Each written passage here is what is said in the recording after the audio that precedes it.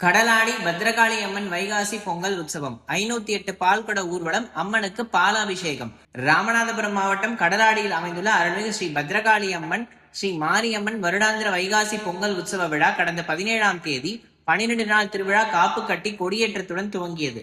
திருவிழாவை முன்னிட்டு நாள்தோறும் மூலவர் ஸ்ரீ பத்ரகாளி அம்மன் மாரியம்மன் சுவாமிகளுக்கு சிறப்பு அபிஷேக அலங்கார தீபாரணைகள் நடைபெற்று வருகின்றது.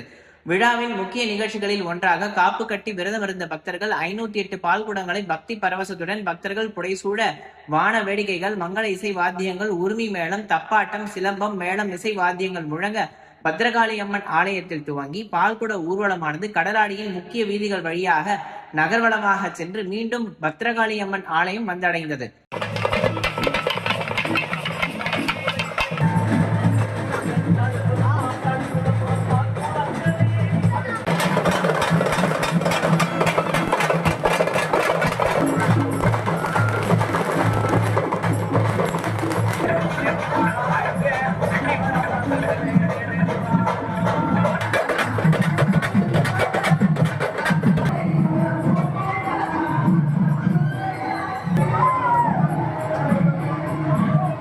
மூலவர் பத்ரகாளி அம்மனுக்கும் மாரியம்மன் சுவாமிகளுக்கும் பாலாபிஷேகமானது நடைபெற்றது.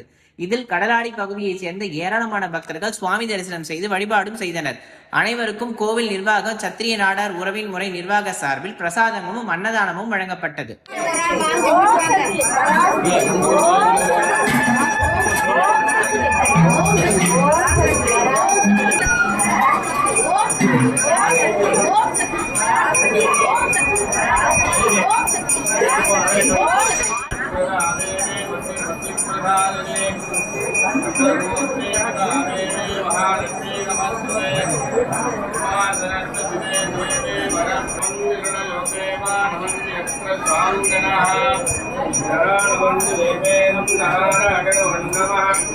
महादेवं महात्मानं